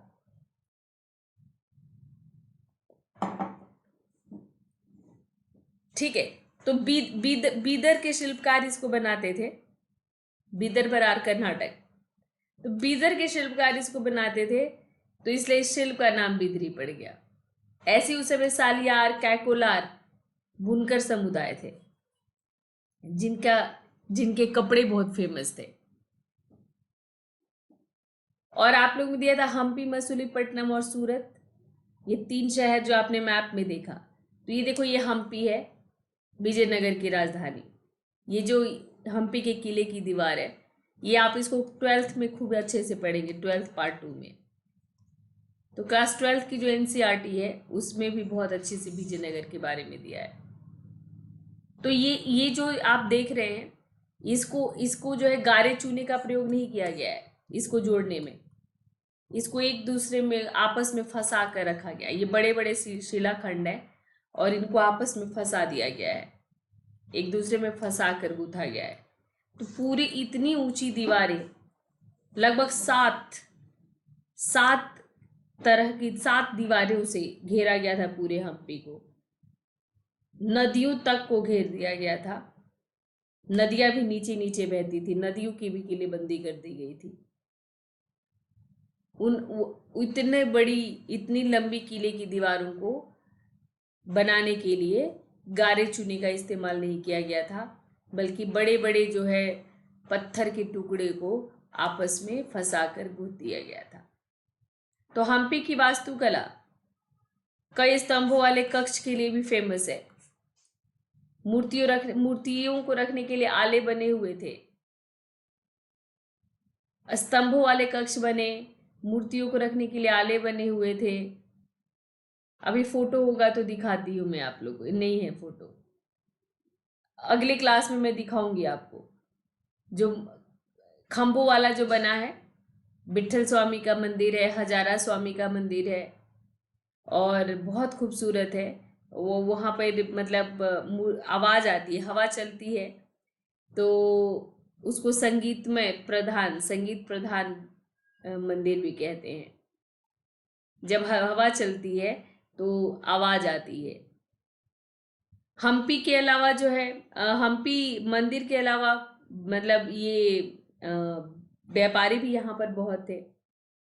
तो कई चेट्टी, पुर्तगाली, यूरोपीय, कई सारे व्यापारी और ऐसे एजेंटों का वहाँ पर जमघट लगा रहता था। और हम्पी में महानवमी का पर्व मनता था। महानवमी का पर्व जो आज दक्षिण में नवरात्रि पर्व कहलाता है, हमारे यहाँ भी होता है, उत्तर भारत में भी होता है। तो ये जो महानवमी का जो पर्व है, उन दिनों हम्पी का महत्वपूर्ण पर्व था ये। और एक महानवमी मंच सजता था, जहाँ राजा अपने अतिथियों का आदर सत्कार करता था, उनसे उपहार लेता था, पुरस्कार देता था।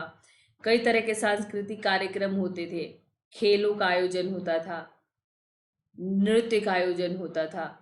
तो ये सब राजा रामनवमी मंच से, एक महानवमी मंच बनता था और महानवमी मंच से इन सब चीज़ों को संचालित करता था। देखो, ये हम्पी के विठल स्वामी का मंदिर का बना हुआ रथ है, मंदिर के बाहर ये रथ है, विठल मंदिर है, विठल मंदिर का ये रथ है। उस समय पुर्तगाली यात्री एक डोमिंगो पायस, बहुत सारे यात्रियों ने विजिट किया है विजयनगर को, उसमें आपको सिर्फ डोमिंगो पायस के बारे में दिया है कि डोमिंगो पायस ने 16वीं शताब्दी में हम्पी नगर का वर्णन कैसे किया। तो गोवा से आने वाले लोग जिस प्रवेश द्वार से गुजरते हैं, उस द्वार के भीतर राजा ने एक अत्यंत सुदृढ़ प्राचीरबद्ध यानी किलेबंद नगर बसा रखा है, जो दीवारों और बुर्जों से सुरक्षित है।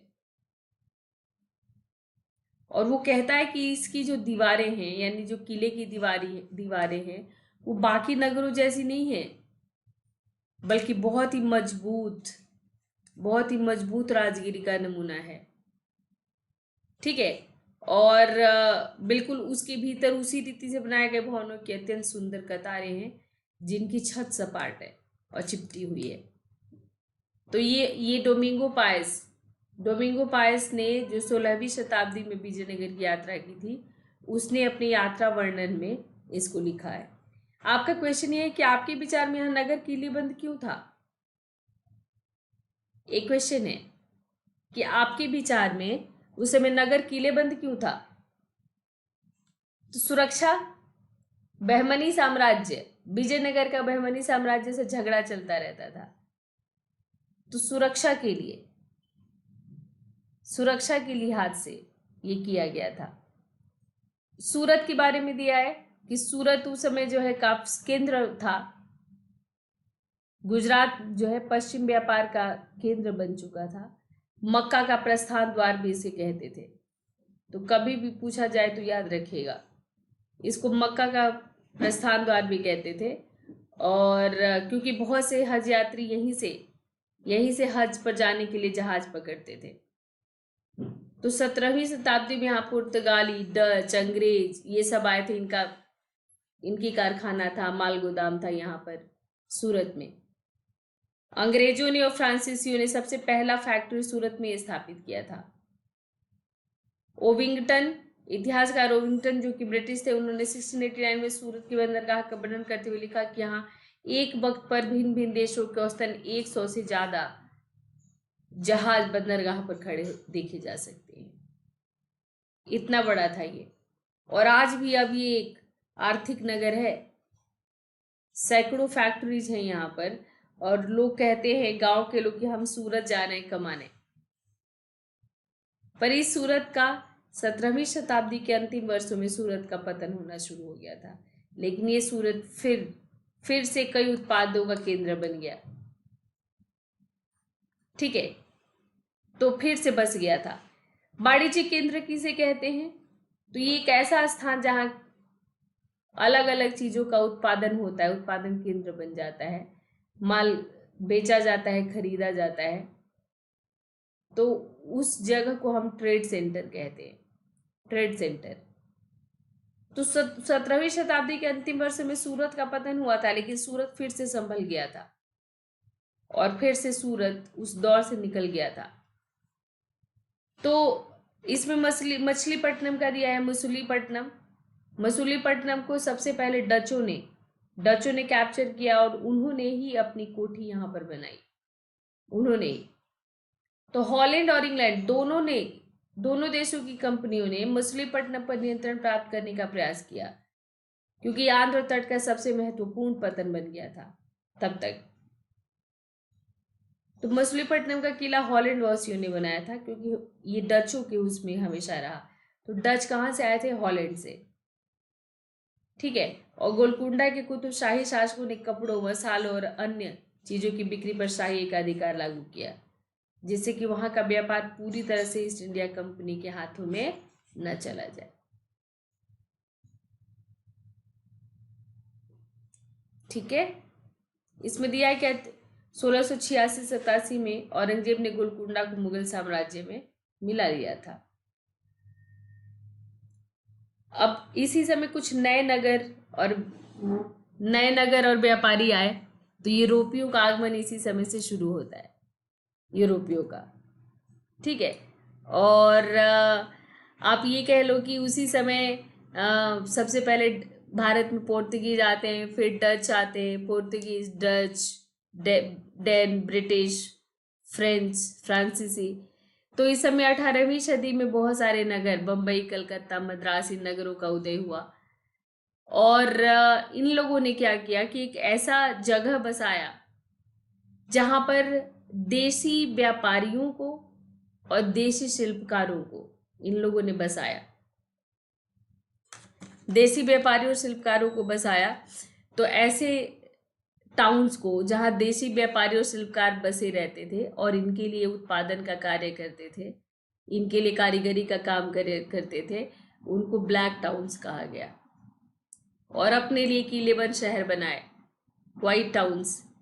मद्रास में जैसे सेंट फोर्ट जॉर्ज, कलकत्ता में सेंट फोर्ट विलियम, ये अपने लिए बनाया उन्होंने। और देसी व्यापारियों को, शिल्पकारों को बसने के लिए प्रोत्साहित किया। जिस जगह पर, और उस जो उनके लिए काम करते थे उनको ब्लैक टाउन्स कहा उन्होंने, और कभी अंग्रेज वहाँ खुद नहीं रहते थे। तो इसी समय वास्को डी गामा आए थे। Vasco D gamma Christopher Columbus गए थे, वेस्ट इंडीज खोजे थे। तो क्रिस्टोफर कोलंबस ने अमेरिका का रास्ता यूरोप के लिए, और वास्को डी गामा ने भारत का रास्ता यूरोप के लिए खोज दिया। और तब से ही ये औपनिवेशीकरण शुरू हुआ है। अमेरिका भी उपनिवेश बना, उसका भी लूट खसोट हुआ, भारत का भी लूट खसोट हुआ।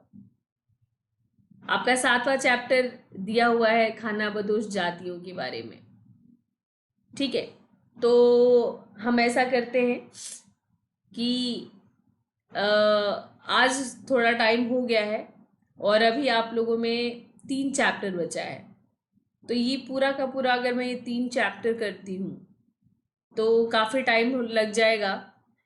तो अभी मेरी एक और क्लास है, चलो एक चैप्टर कर लेते हैं, 2 चैप्टर फिर करेंगे।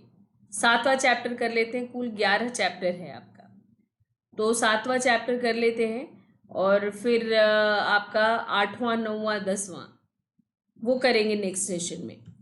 ठीक है, तो ये 7वां चैप्टर आपका जनजातियों के बारे में है। जनजातियां जो खानाबदोश एक जगह जो बसे हुए समुदाय, ये आपका टाइटल है। तो सबसे पहले देखिए जनजाति किसे कहा गया। तो क्या होता है कि भारत में कई समाज ब्राह्मणों द्वारा सुझाए गए सामाजिक नियमों और कर्मकांडों के हिसाब से चलते थे, लेकिन यहाँ पर कुछ ऐसे भी समुदाय थे जो कि इन सामाजिक नियमों और कर्मकांडों को नहीं मानते थे।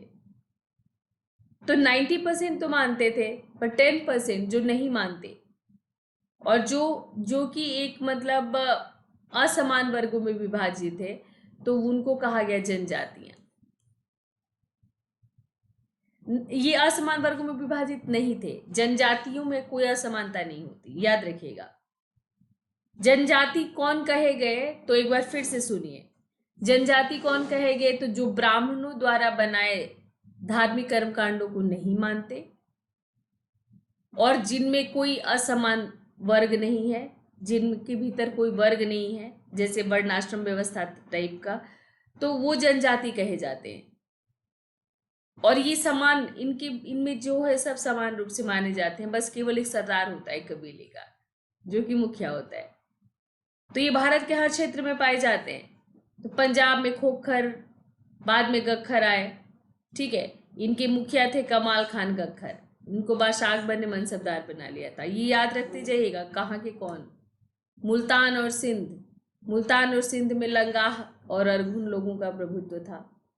उत्तर पश्चिम में एक जनजाति थी बलोच। पश्चिमी हिमालय में गड्डी जो कि एक गडेरिया जनजाति थी। इसमें मैप है आपकी बुक में, मैप मेरे से रह गया है। ठीक है, तो मैप में दिया हुआ है, मैप में पूरा इन सभी जनजातियों के बारे में दिया है जो मैं आपको बता रही हूँ। उत्तर पूर्वी भाग में नागा और अहोम। ठीक है, बिहार और झारखंड जैसे कई इलाकों में चेर।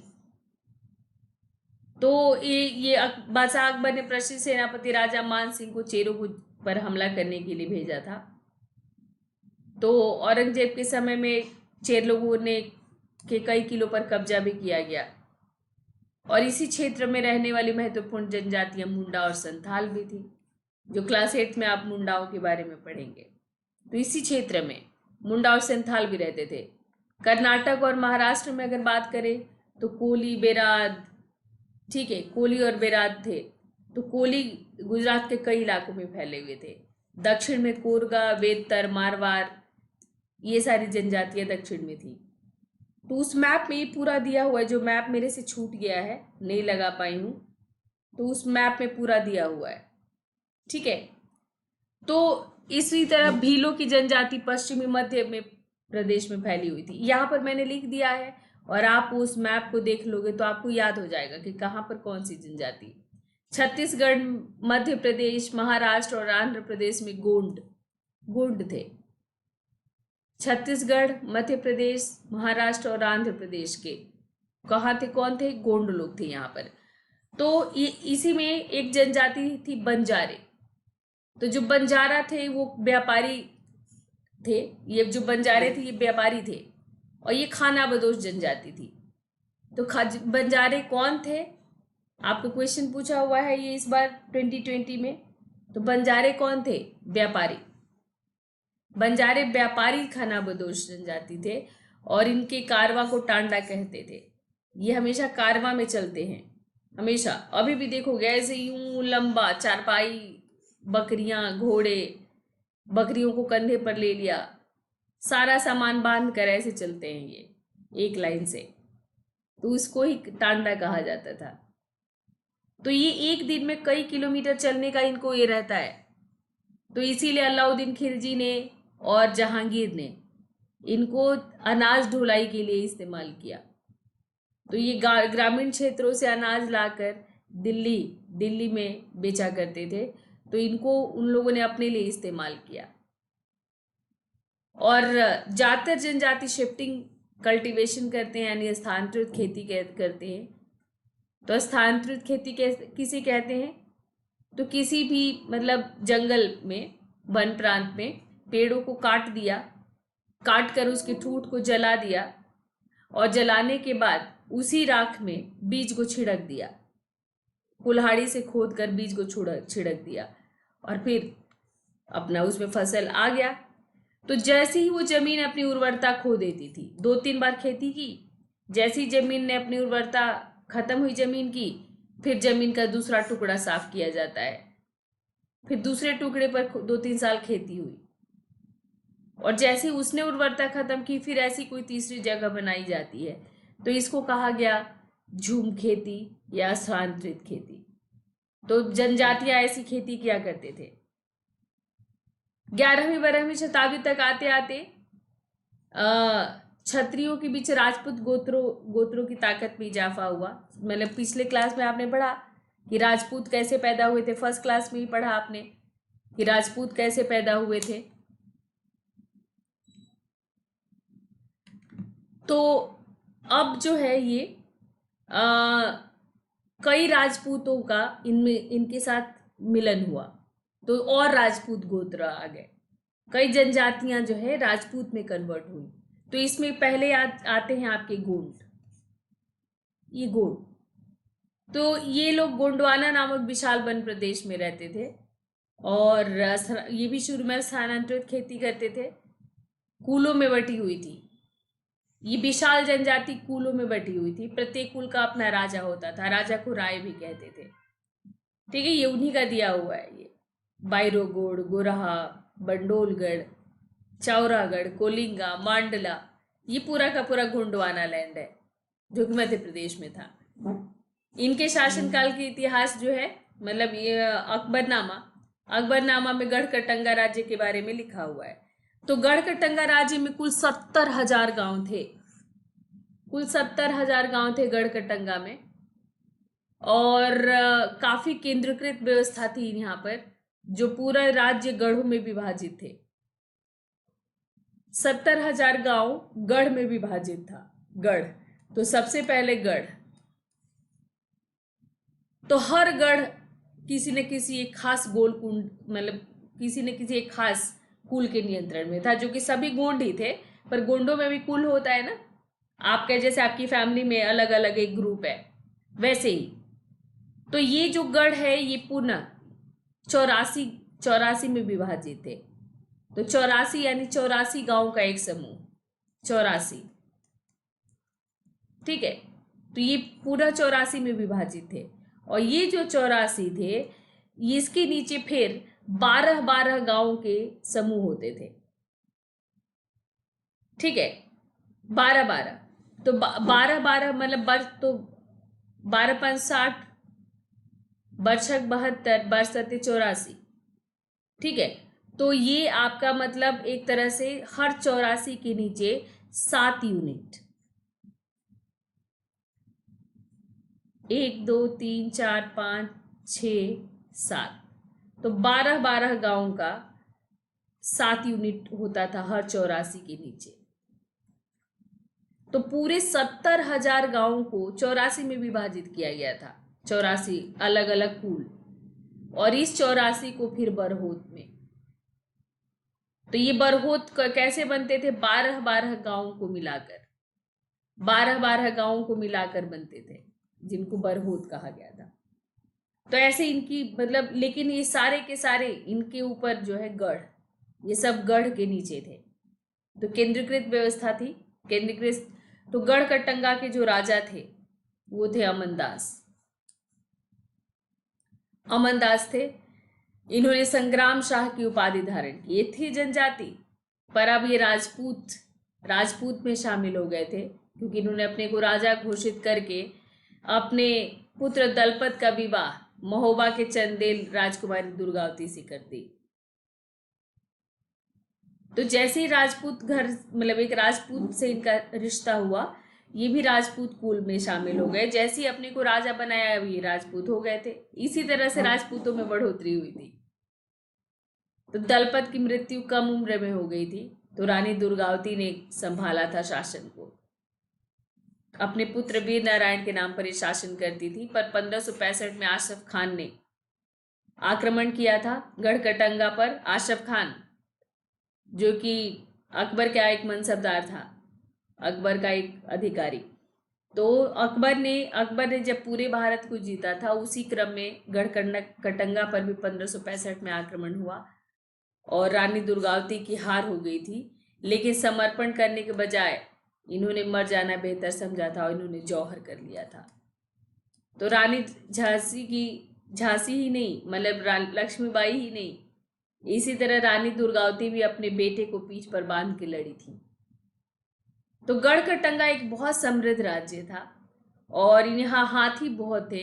तो हाथियों को पकड़ने, दूसरे राज्यों में उनको निर्यात करने में इन्होंने खूब धन कमाया था। बाद में इसको 1565 में इसको मुगल साम्राज्य में मिला लिया गया। इसी तरह एक अहोम थे। तो ये अहोम जो है, ये म्यांमार से आकर 13वीं सदी में ब्रह्मपुत्र घाटी में आकर बसे थे। और यहाँ एक भूया भूस्वामी रहते थे, भूया जनजाति। उनको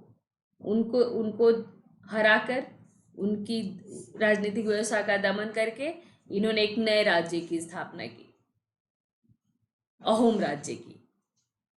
ठीक है। और 16वीं सदी तक आते आते वहां पर एक चूटियों थे और कोच हाजो।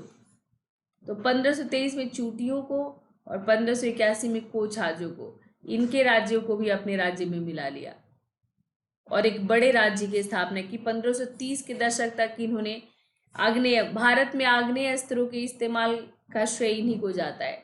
बाबर तो आया था जो बाहर का था, और 1526 में उसने तोपखाने का इस्तेमाल किया था पानीपत की लड़ाई में। पर भारत में अहोमों ने पहली बार आग्नेयास्त्रों का इस्तेमाल किया था। फिर अकबर ने यहाँ पर भी, तो यहाँ पर अकबर ने नहीं, यहाँ पर 1662 में हुआ है। तो 1662 में आप ये समझ लो औरंगजेब के समय में अहोम विद्रोह हुआ था। अहोम 1662 में औरंगजेब के समय में मीर जुमला के नेतृत्व में मुगलों ने अहोम राज्यों पर आक्रमण किया। ठीक है। और अहोम लोगों की पराजय हुई थी, हालांकि निर्णायक पराजय नहीं हुई थी। अहोम विद्रोह करते रह गए थे, बार बार विद्रोह करते रहे, परेशान कर दिया था इन लोगों ने औरंगजेब को। तो ये पूरा का पूरा अहोम राज्य बेगार पर निर्भर था। बेगार यानी जबरन श्रम, जिसके बदले में आपको वेतन नहीं। तो ये पाइक कहलाते थे। पाइक, तो जब भी जब भी आपसे पूछा जाएगा, तो पाइक का मतलब बेगार श्रम करने वाले। ठीक है। तो बेगार मतलब जबरन बिना शुल्क का। ठीक है। तो पाइक कहलाते थे। पूरे अहोम राज्य की जनगणना की गई थी। प्रत्येक गांव को अपनी बारी आने पर एक निश्चित संख्या में पाइक भेजने होते थे। सभी वयस्क पुरुष युद्ध के दौरान अपनी सेना में सेवाएं देते थे। सभी, जितने भी वयस्क पुरुष होता था अगर युद्ध है तो आप सेना के लिए लड़ोगे, और जब युद्ध का समय नहीं है तो ये फिर अपना बांध बनाना, सिंचाई व्यवस्था, अब खेत मतलब जैसे खेतों में, सार्वजनिक कार्यों में जुटे रहते थे। चावल की खेती के कई नई तरीके अमल में लेकर आए। ब्रह्मपुत्र वैली वैसे भी बहुत फर्टाइल है, तो ये लोग वहां पर चावल की खेती करते थे, कई नई तरीके लेकर के आए। पूरा अहोम समाज कुलों में विभाजित था, जैसे गोंडवाना गढ़ में वैसे एक कुल में विभाजित था, और कुलों को क्या कहते थे? खेल। तो याद रखिएगा, खेल। तो एक खेल के नियंत्रण में कई गांव होते थे, जैसे वहां पर बरहोत था 84 के नीचे, वैसे ही। ठीक है। किसान को अपने ग्राम समुदाय के द्वारा जमीन दी जाती थी, और समुदाय की सहमति के बिना राजा तक इस जमीन को वापस नहीं ले सकता था। तो यानी समुदाय ही, गांव के शासन को कौन देखता था? समुदाय ही देखता था।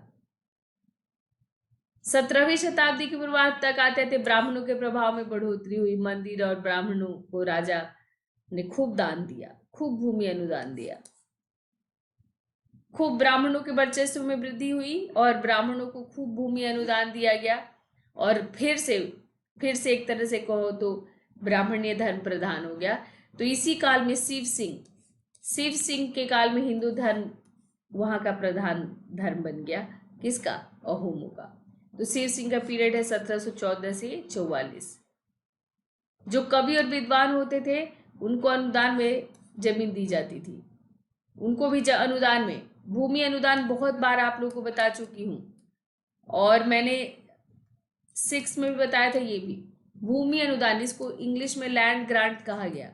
तो ये लैंड ग्रांट क्या था? ये लैंड ग्रांट था जो ऐसी भूमि जो किसी को दान में दे दी गई, और उस पर टैक्स नहीं लिया जाएगा, और उसका सारा इनकम अब दानग्राही को मिलेगा जिसने दान लिया है।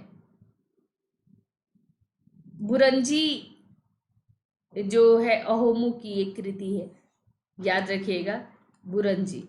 ये एक ऐतिहासिक कृति है, और ये इसमें अहोमों के बारे में सब कुछ लिखा हुआ है। असमिया भाषा में लिखा गया है। पहले अहोम भाषा में लिखा गया, फिर असमिया भाषा में। तो अहोमों के बारे में हमें इससे जानकारी मिलती है। ये देखो, पूर्वी भारत की जनजातियां यहाँ पर दिया है। पूर्वी भारत तो ये नॉर्थ ईस्ट वाला है। तो ये तो नेपाल है आपका, तो ये भूटान। तो यहाँ पर आप देख पा रहे हो, ये जो काफ़ी सारे जो है ये आपके उसमें चले गए हैं। तो ये तो बांग्लादेश है, ये भूटान है, नेपाल है। और यहाँ पर आप पश्चिम बंगाल, यहाँ से जो होकर जा रहा है तो पश्चिम बंगाल है, और ये जो है आपका कोच है। कोच, डफलास और मिरीस, ये आपका अरुणाचल प्रदेश हो गया। और गारो, खासी, जयंतिया, ये सब आपका असम हो जाता है। ठीक है, ये असम। ये नागा जनजाति, नागालैंड, मिजोरम, काचारीस, ये सब इसी में फैले हुए हैं। और इसी समय जो है मंगोलों का भी आक्रमण हुआ था। ये सबसे पहली बार चंगेज खां, मंगोलों का नेता चंगेज खां था। 1206 ईस्वी में ये जनजातियों को, जो मतलब मध्य एशिया के घास का मैदान जो स्टेपी के मैदान है, तो स्टेपी के मैदान और उससे थोड़ा उत्तर की ओर वन प्रांतों में ये सभी बसे हुए थे। तो इसने सब वहाँ पर सभी जितने भी पशुचारक, शिकारी, खाद्य संग्राहक जनजातियां थी, उनको बटोरा और एक सेना खड़ी की। एक शक्तिशाली सैन्य बल में बदल दिया था उसने सभी जनजातियों को। और 1227 में मृत्यु हुई थी। तब तक एक बड़ा प्रदेश इसके पास था, चंगेज खां के पास। पूरे मध्य एशिया को जीत लिया था। भारत पे भी इल्तुतमिश के समय आक्रमण हुआ था, और इल्तुतमिश ने जाकर बॉर्डर पर ही चंगेज खां को बहुत पैसे वैसे देकर, समझाकर चंगेज खां को वापस भेज दिया था। तो अलग अलग समय में इसके अंतर्गत रूस, पूर्वी यूरोप, चीन, मध्य पूर्व का खासा बड़ा हिस्सा शामिल था।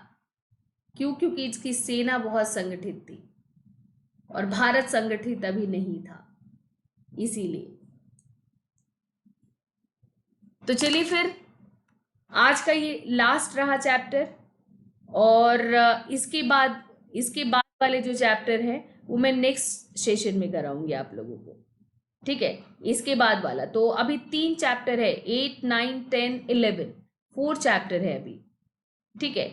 अभी आपका 4 चैप्टर है, आप में 10 नहीं 3 चैप्टर है, 8, 9, 10 3 चैप्टर है, उसको मैं नेक्स्ट सेशन में कराऊंगी। तो कुल 3 सेशन में आपका क्लास 7th का वो कंप्लीट हो जाएगा आपका। और लास्ट में क्वेश्चंस करेंगे, ठीक है, लास्ट में क्वेश्चंस करेंगे। तो ये जो है आपको जाने से पहले मैं बता दूं कि 2021 और 2022 के लिए 25 नवंबर से मेरा वैकल्पिक विषय इतिहास का एक नया बैच शुरू हो रहा है। 25 नवंबर से हिस्ट्री का न्यू बैच एकदम शुरू हो रहा है। और जीएस बैच चल रहा है मेरा, इसमें भी ज़्यादा नहीं निकला है, अभी कुछ ही दिन पहले 10-15 क्लासेज आपकी निकली हैं, अभी 10-15 दिन निकला है, आपकी ऑल्टरनेट क्लासेस थी। तो कुल मिला के आपकी क्लास जो है 8-10 निकली हैं। तो आप इसको भी ज्वाइन कर सकते हैं। जो तरीका है मेरा, पहले एनसीईआरटी, क्योंकि इससे आपका फाउंडेशन मजबूत होता है, और फिर मुख्य परीक्षा को ध्यान में रखकर मानक किताबों से, यानी जो स्टैंडर्ड बुक्स आप जो बुक लिस्ट में पढ़ते हो उनको आधार बनाकर, ताकि कुछ भी न छूटे आपका। ये चैप्टर वाइज पढ़ते हुए, नोट्स बनाते हुए, पहले चैप्टर पढ़ते हैं फिर नोट्स बनाते हैं, और आंसर राइटिंग प्रैक्टिस भी साथ साथ चल रही है। तो हिस्ट्री और सोशियोलॉजी ये 2 ऑप्शनल बैच में पढ़ा रही हूँ, और हिस्ट्री की तरह सोशियोलॉजी का भी नया बैच शुरू होगा। तो ये मेरा टेलीग्राम लिंक है, यहाँ पर आपको पीडीएफ मिलेगा मेरी क्लास का। जैसे ही कंप्लीट होता है तीसरा सेशन, जैसे ही 7th कंप्लीट होगा, कंप्लीट 7th वाला मैं आपको ग्रुप में भेज दूंगी। तो ये मेरा टेलीग्राम लिंक है, यहाँ पर आप मुझे कांटेक्ट कर सकते हैं, और ये मेरा कोड। तो thank you for watching this session, मिलते हैं फिर नेक्स्ट सेशन में। तब तक के लिए आप सब लोगों को all the best, bye bye.